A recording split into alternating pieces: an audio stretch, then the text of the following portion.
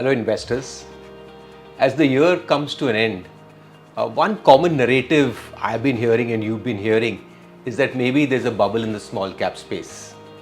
And I saw a particular slide earlier this month which showed the SIP flows that are coming. And clearly the largest flows were coming to the small cap space. It got me questioning that here is that part of the market which actually does not have much liquidity. And if we have such large flows, is it not that this rally is being fueled only by fresh flows? And this is always a dangerous situation. Most brokers are putting out this consensus narrative that move away from small caps to large caps. So instead of taking this piecemeal kind of thought process, we decided to actually dive deep into it and study the relationships and periods of outperformance and underperformance of large, small and mid cap. And that has relevance as to what should be our strategy today. In this point in time, as I said, where the narrative is that the small cap is a bubble and we must move to large caps. So what we did was we actually took out the data for the last 20 years. I love long-term data because it takes care of multiple bull and bear cycles and there is no short-term bias. So what you can see on your screen is that for the last 20 years, what has been the outperforming market cap space. The green shaded is that market cap which was the best performer. The red was the underperformer and the white is the middling performer. So for the last 20 years, you can see that when we studied and dived deep into it, we realized that small caps actually have done well 9 out of 20 years. And that's a fantastic number. In fact, the mid-cap space has only done well in 5.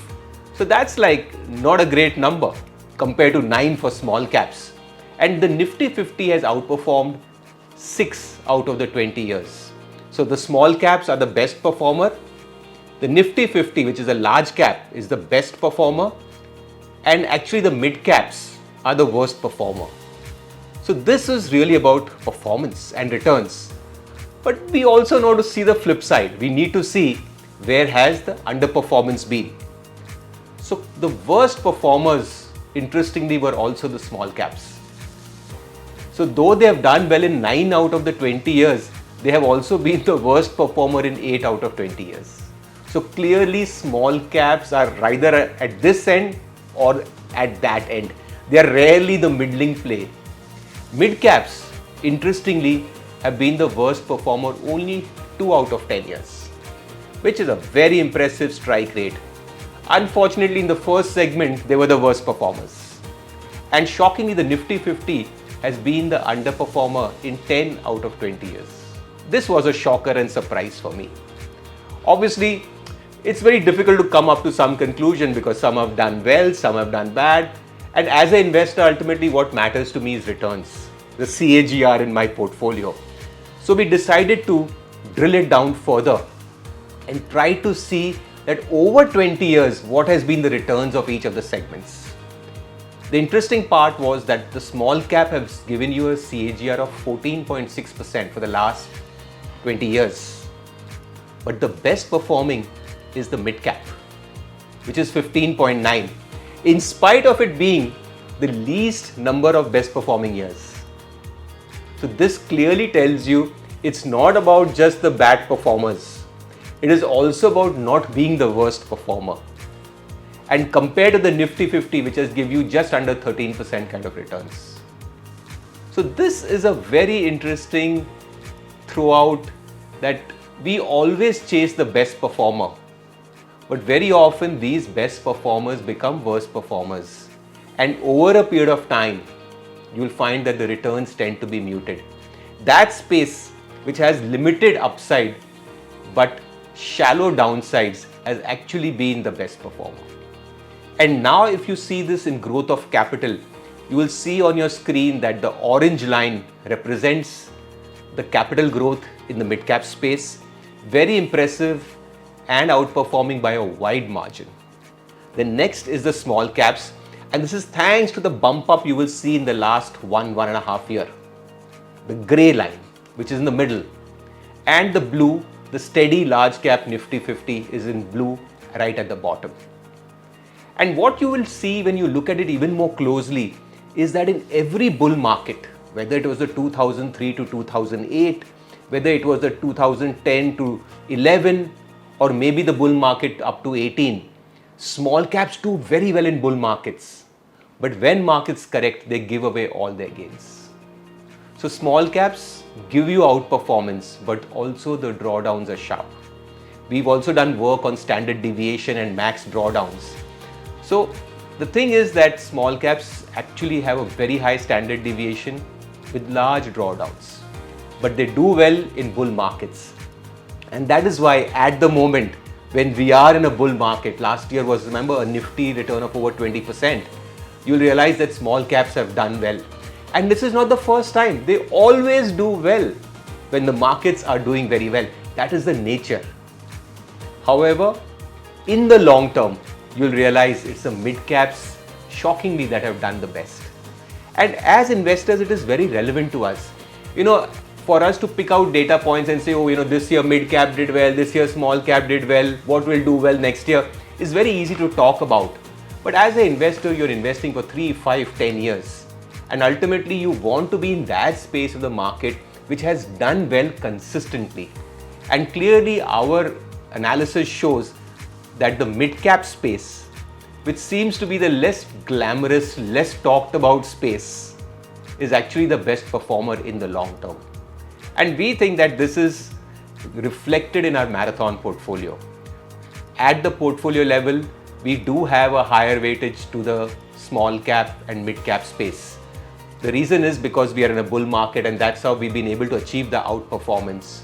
However, we are also aware that whenever markets are a little wobbly or a little concerning, our allocation to large caps will go away, because our style is purely follow the trend, and whenever the trend says so, we will do it, and we will do it in a disciplined way.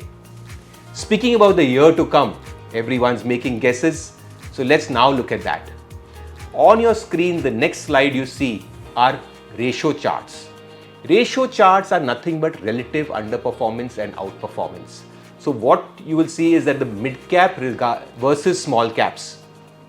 Clearly in the last 20 years, it is reflected that the mid caps have actually outperformed small caps.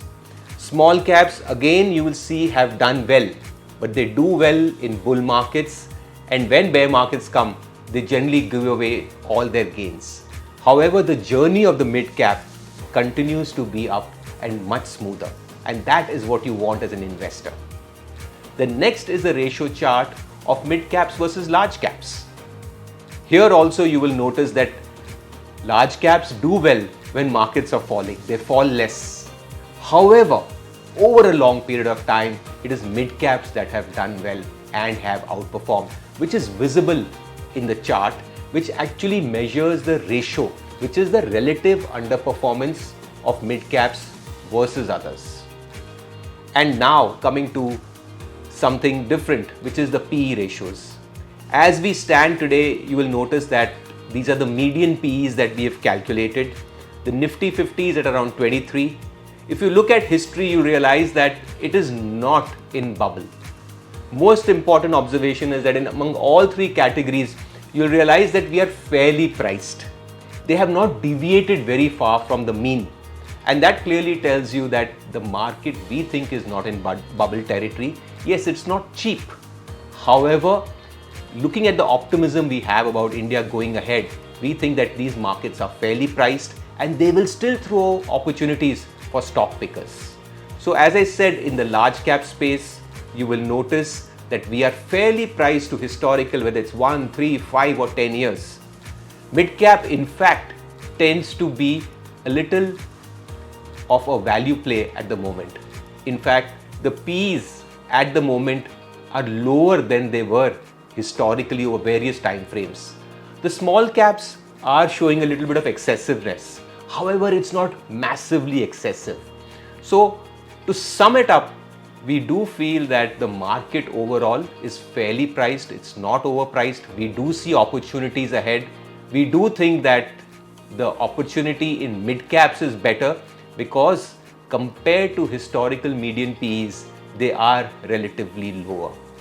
So going ahead, we continue to be very sharp in the way trends are playing out, and we are very, very quick in aligning with the portfolios. The big takeaway is that for investors who are looking for a long-term time horizon without going through the chops and turns of the market, it's the mid-caps that have been the big wealth creator. With that awareness, I leave you for this month, and a happy new year to you and your family. Thank you.